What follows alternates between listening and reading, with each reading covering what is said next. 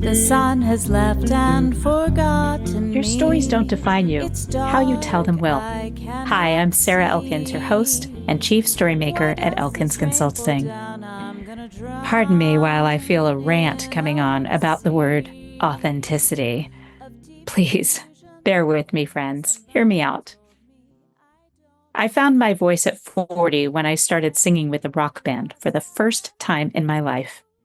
And not just any rock band, a 60s style rock band called Rocket to Uranus. Yes, really. I perform in go-go boots and vintage mini dresses.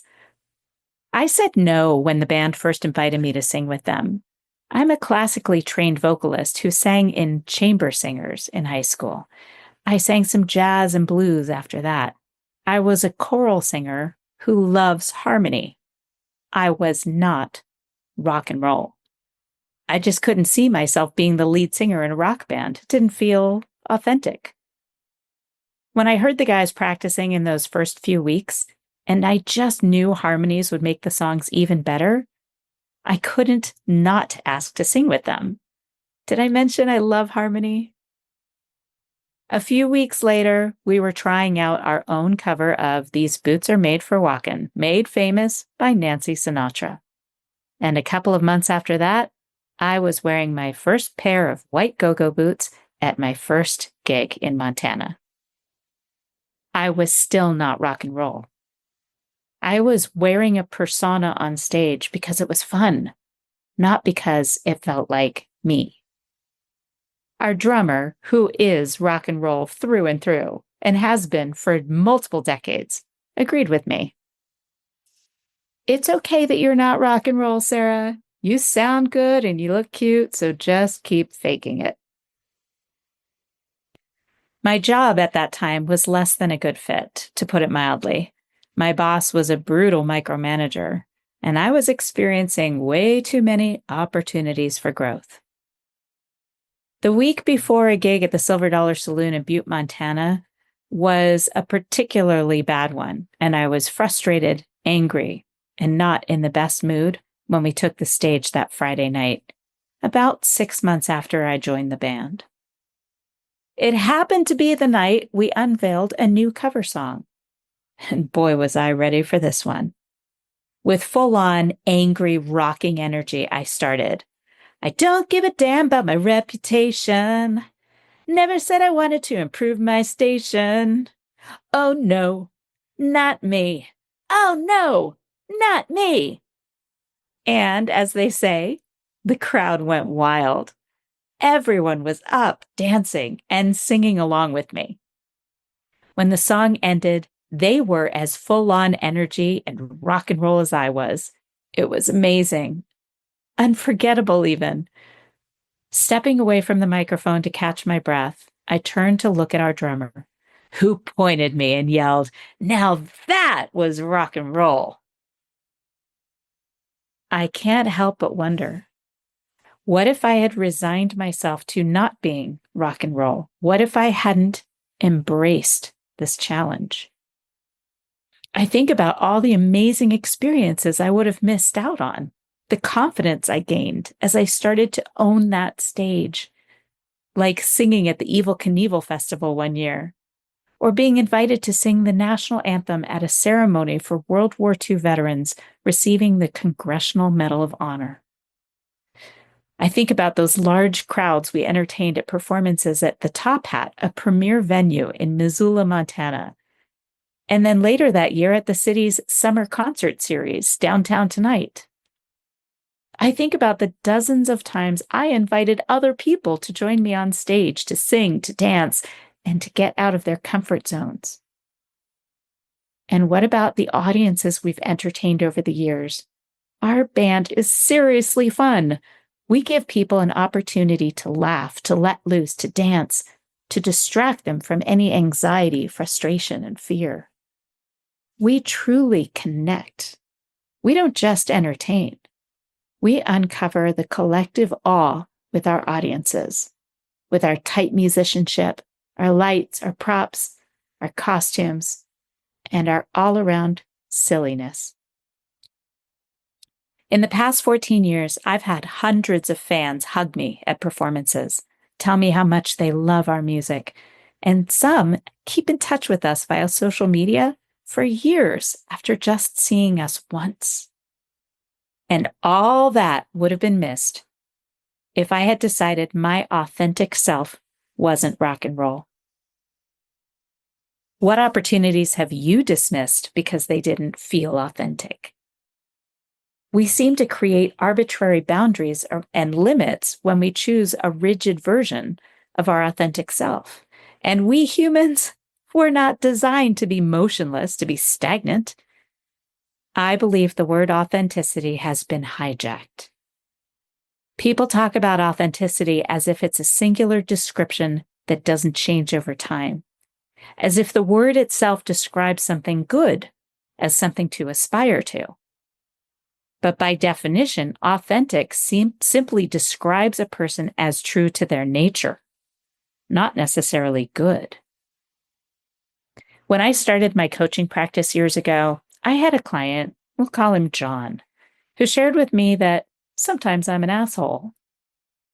Our work together was to be focused on improving communication with clients and potential clients.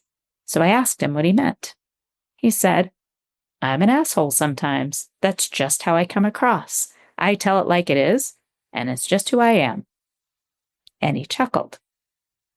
That client, he was being authentic. He was being true to himself. I could describe him as authentic, an authentic jerk. I asked, how's that working for you, John? You came to me because you know you could improve your communication. So how do you think being an asshole is contributing to your challenges? Are you satisfied with your relationships and your personal life? Or do you think maybe being an asshole is getting in your way there too? Over the course of our sessions together, we talked about the legacy he wanted to leave, the words he would want people to use to describe him when he walked away. And let me tell you, asshole wasn't one of those words. We worked through making changes in how he presented himself, shifting that version to one that was in alignment with the words he wanted people to use to describe him. It didn't happen overnight. It took practice. It took consciousness. It took intention. About a year after our last session, John called to give me a status update.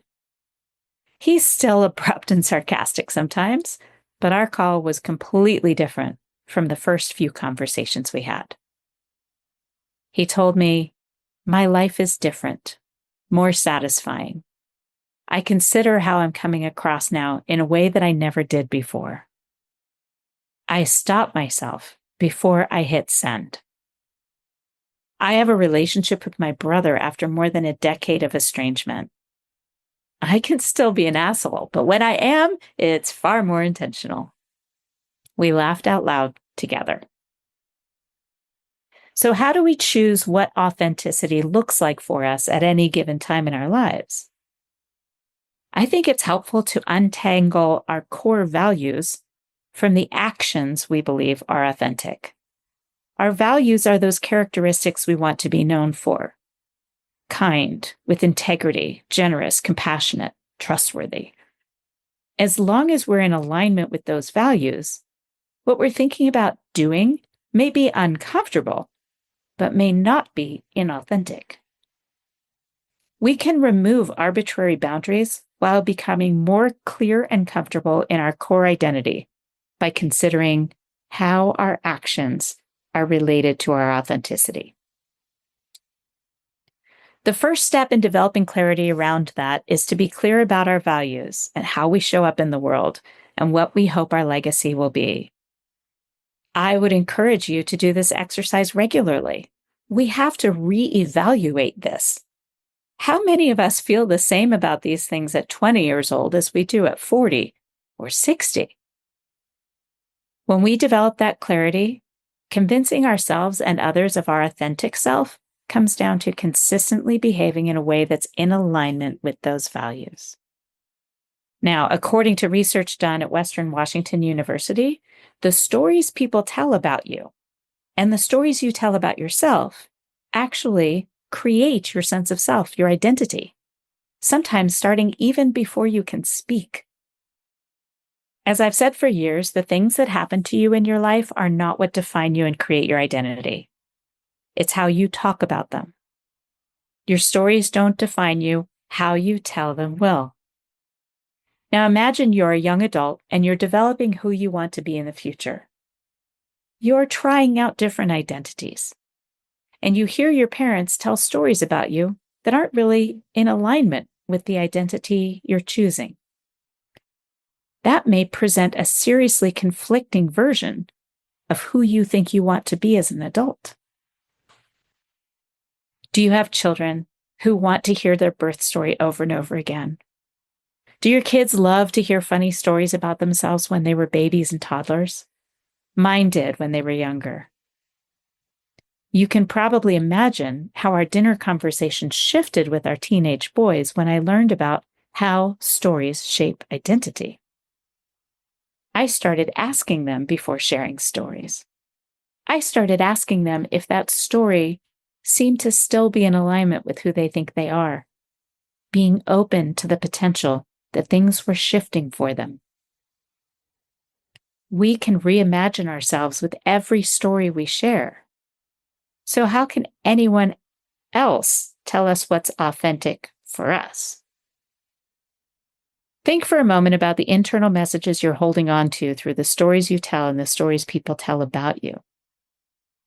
Do you stop yourself from doing things because they feel inauthentic based on those stories? And how many times have you heard or said, "It's just a phase," or "That just isn't you"? Remember when our band's drummer told me I wasn't rock and roll? I honestly believe that he said that because he loves me. He was giving me an excuse to stop being uncomfortable. Because it's uncomfortable to watch someone we care about go through the discomfort of transformation. We want to give them an excuse to stop, to reduce that discomfort by falling back into their comfortable version of themselves. We do this often because we're uncomfortable with change too, and it's easier to keep someone in a category that's familiar, even if it no longer fits. Choose to tell the stories of your transformation clearly and persuasively, demonstrating your values and aligning your stories with who you want to be, who you know yourself to be. If you have a rigid definition of what authenticity is to you, you leave no room for personal growth, no room for changing your mind, no room to build bridges. It took me about 6 months to feel some level of comfort on stage with our rock band. I'd been singing with them for a few years when my mom drove to Montana from California to visit me. As she was packing to take the long drive home, I offered to make my favorite road trip snack for her, beef jerky. We were standing near the sink in my kitchen, laying out marinated strips of beef on cookie sheets to dehydrate, when she said, "Sarah, if you had told me 10 years ago we'd be standing in your kitchen in Montana making homemade beef jerky, I would never have believed you." I was born in Washington, D.C., and always considered myself a city girl. And here I was in a small town in Montana, which was a surprise to everyone who knew me. I laughed and said, "Ha, we put up pickles a few months ago." And then I looked at her and said, "If you had told me 10 years ago I'd be singing in a rock band in go-go boots, I would never have believed you." My mother looked at me in all seriousness, smiled, and said, "I'd believe that." Thank you for listening to Your Stories Don't Define You, How You Tell Them Will. If you're looking for help with collecting and sharing your stories for interviews or to build more confidence to speak up with any audience, check out my courses on my website at elkinsconsulting.com.